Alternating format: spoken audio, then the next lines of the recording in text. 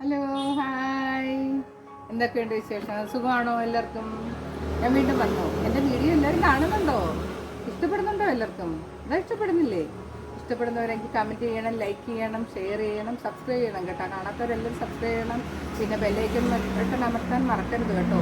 പിന്നെ ഞാൻ ഇന്നിവിടെ കാണിക്കാൻ പോകുന്നത് അത് ഈസി ആയിട്ടുള്ളതാണ്, എല്ലാവരും ചെയ്തിട്ടുള്ളതാണ്. ഞാനൊന്നും കൂടി കാണിക്കുകയാണ്. ഞാൻ ഇന്ന് കാണിക്കാൻ പോണ നെത്തോലി എന്ന് പറയുന്നതാണ്. നെത്തോലി എന്ന് പറയുന്നത് ചൂടയെന്ന് പറയും ചില നാട്ടിൽ കേട്ടോ. ഇത് ഇവിടെ പറയുന്നത് നെത്തോലി എന്ന്. അപ്പോൾ നെത്തോലിക്ക് വേണ്ട സാധനങ്ങൾ, എനിക്ക് കുറച്ച് മാങ്ങ കിട്ടിയതുകൊണ്ട് മാങ്ങ ഇടുന്ന സാധനങ്ങൾ കാണിക്കുന്നത്. മാങ്ങ, പച്ചമുളക് 4 പച്ചമുളക്, പിന്നെ എന്താ പറയുക, ഇഞ്ചി, വെളുത്തുള്ളി, പച്ചമുളക്, ഒരു വലിയ സവാള, കുറച്ച് കറിവേപ്പില, പിന്നെ തേങ്ങ വേണമല്ലോ. അപ്പം ഞാൻ ഉണ്ടാക്കുന്നത് എന്താണെന്ന്, നെത്തോലി പീരി എന്ന് പറയും, നെത്തോലി തോരനെന്ന് പറയും. അപ്പം നമുക്ക് ഒരു കാര്യം ഞാൻ പറഞ്ഞോട്ടെ.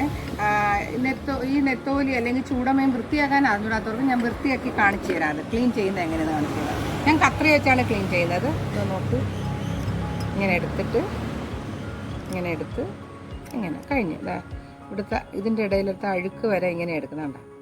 ഇത് കഴുകി വൃത്തിയാക്കി വെച്ചിരിക്കുന്നതാണ്. നോക്കൂ, തല കട്ട് ചെയ്തു, ഇങ്ങനെ കട്ട് ചെയ്തു, ഇങ്ങനെ കട്ട് ചെയ്തു, അഴുക്കെടുത്തു. എൻ്റെ അഴുക്ക്, അതിൻ്റെ കുടൽ ഭാഗം കണ്ടോ. ഇങ്ങനെ കാണിച്ചു തരാം. ഇങ്ങനെ കട്ട് ചെയ്തു, ഇങ്ങനെ കട്ട് ചെയ്തു,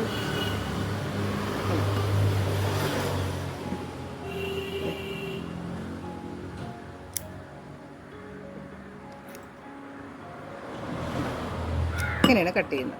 കണ്ടോ, ഒന്നുകൂടെ കാണിച്ചു തരാം.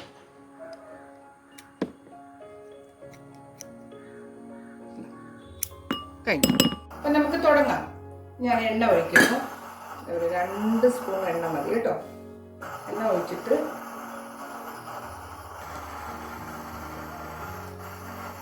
എണ്ണ ഒഴിച്ച് എണ്ണ ചൂടായി വരട്ടെ. ഒരു 2 മിനിറ്റ് 2 സെക്കൻഡ് എടുക്കും എണ്ണ ചൂടായി വരുമ്പോഴത്തേക്ക്. സവാള ഇട്ടു, ഇഞ്ചി, വെളുത്തുള്ളി, പച്ചമുളക്. ഇഞ്ചിയും വെളുത്തുള്ളിയും പച്ചമുളകും. ഇഞ്ചി ഒരു വലിയ കഷ്ണം, വെളുത്തുള്ളി ഒരു 7 വെളുത്തുള്ളി ഇടണം, 4 പച്ചമുളക്, കുറച്ച് കറിവേപ്പില. ഇത്രയും ഇട്ട് ആദ്യം നമുക്ക് വഴറ്റാം.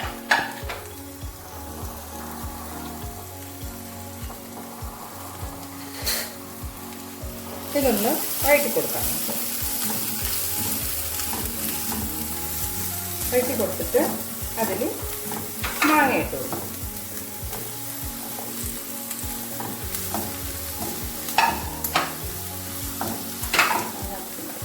പുളിയുള്ള മാങ്ങയാണ്, എന്നാലും അത്ര വരത്തില്ല.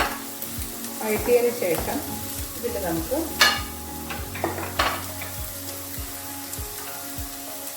മഞ്ഞൾപ്പൊടി,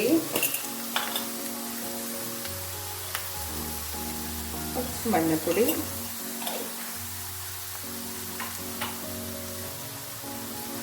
മുളക് പൊടി, ഒരു നുള്ളു മുളക് പൊടി, കളറിന് വേണ്ടി മാത്രമേ ഇടുന്നുള്ളൂ. ഞാൻ പച്ചമുളക് ഇട്ടുകൊണ്ട് എരിവിൻ്റെ ആവശ്യമില്ല, നല്ല എരിവുള്ള മുളകാണ് ഇട്ടിരിക്കുന്നത്. മല്ലിപ്പൊടി ഒരു 1.5 സ്പൂൺ മല്ലിപ്പൊടി കേട്ടോ. ഒരു നുള്ളു, ഒരു പിഞ്ച് ചുവപ്പൊടി,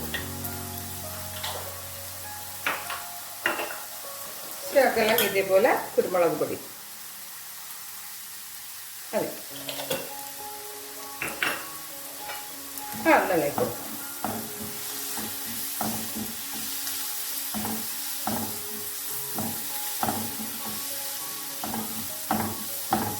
ഇളക്കി കൊടുത്തിട്ട് ഇതിൻ്റെ നടുഭാഗത്ത് നമുക്ക് ഈ മീനിട്ട് കൊടുക്കാം.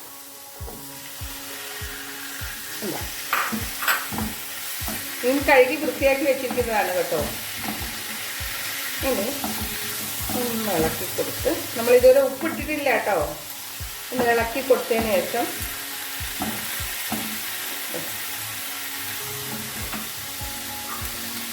ഉപ്പിടയില്ല കേട്ടോ. നമ്മൾ ഒരു ഇത്ര ഉപ്പിടുന്നുണ്ട്, മതിയാവും.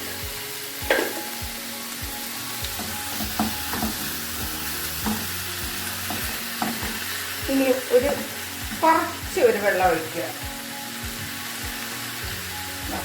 2-3 സ്പൂണും മതി. ഒരു 3 സ്പൂൺ വെള്ളം ഒഴിക്കുക കേട്ടോ. ഇത് കഴിഞ്ഞിട്ട് എല്ലാം ഇതായിട്ട് കുരുമുളകും പച്ചമുളകും മതി ഇത് വേവാനായിട്ട്.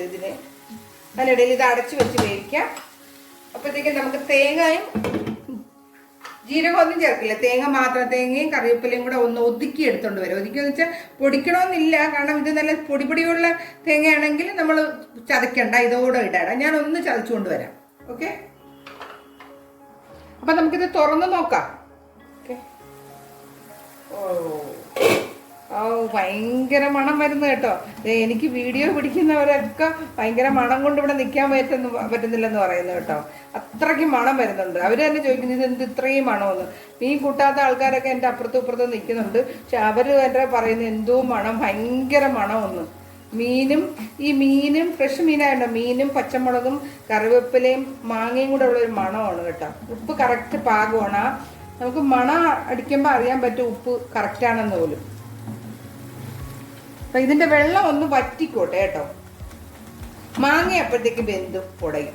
മാങ്ങ കുറച്ച് വേവണമല്ലോ, നല്ല ഉടയണ്ട, വേവുമ്പോൾ മാങ്ങ കടിക്കാം. അതുപോലെ തന്നെ ഞാൻ ഒരു കാര്യം പറയാം, ഇത് മാങ്ങ കിട്ടുക, എനിക്കിപ്പോൾ കുറച്ച് മാങ്ങ കിട്ടിയോണ്ടാണ് ഞാൻ മാങ്ങ ഇട്ട കറികൾ കാണിക്കാൻ നോക്കിയത്.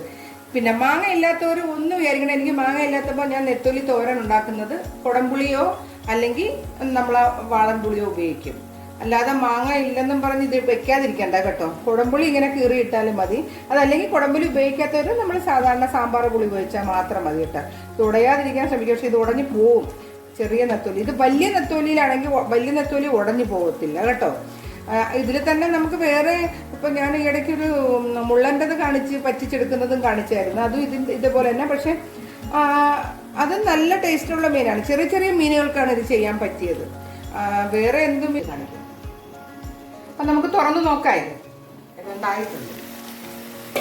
ഇത് നല്ല മണം വരുന്നുണ്ട്.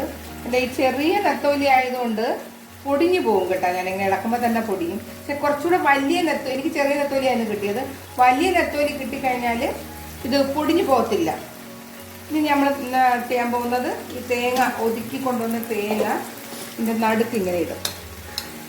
ഇതിൽ ഞാൻ മഞ്ഞൾ ഇട്ടിട്ടില്ല. ഞാൻ ഇതിൽ മഞ്ഞൾ മീനിലും മാങ്ങയും വഴറ്റിയപ്പോൾ ഞാൻ മഞ്ഞൾ ഇട്ടത് കൊണ്ടാണ് ഞാൻ ഇതിൽ മഞ്ഞൾ ഇടാത്തത് കേട്ടോ. തേങ്ങ ഒതുക്കിയതിൽ ഇതിങ്ങനെ ഇട്ടിട്ട് ഇതൊന്ന് മേലോട്ട് ഇങ്ങനെ എടുത്ത് ഊറ്റിക്ക്. ഇതിപ്പോൾ എൻ്റെ മീൻ കുറച്ച് പൊടിഞ്ഞു, കാരണം വളരെ സോഫ്റ്റാണ് ഈ നെത്തോലി വെന്ത് വരുമ്പോഴത്തേക്ക്. അത് കുറച്ചുകൂടെ വലിയ നെത്തോലി ആണെങ്കിൽ പൊടിയത്തില്ല. നല്ല മണമുണ്ട് കേട്ടോ. വെറുതെ പറയുന്നതല്ല, നല്ല മണമുണ്ട്. ഇവിടെ നിൽക്കുന്ന കുട്ടികൾക്കും എല്ലാവർക്കും മണം, ഭയങ്കര മണമെന്ന് പറയുന്നത്. കുറച്ചും കൂടെ ഒന്ന് വെന്ത് ഇത് വറ്റും, ഈ വെള്ളത്തിൽ ഇരുന്ന് വറ്റും. അതുവരെ നമുക്കൊന്ന് വെയിറ്റ് ചെയ്യാം. അപ്പൊ നമുക്ക് തുറന്ന് നോക്കാം.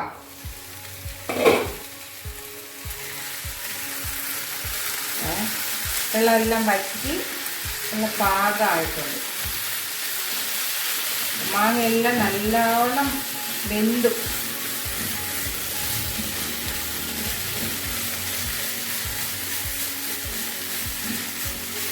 ഇങ്ങനെ ഡ്രൈ ആവണം. നേരത്തെ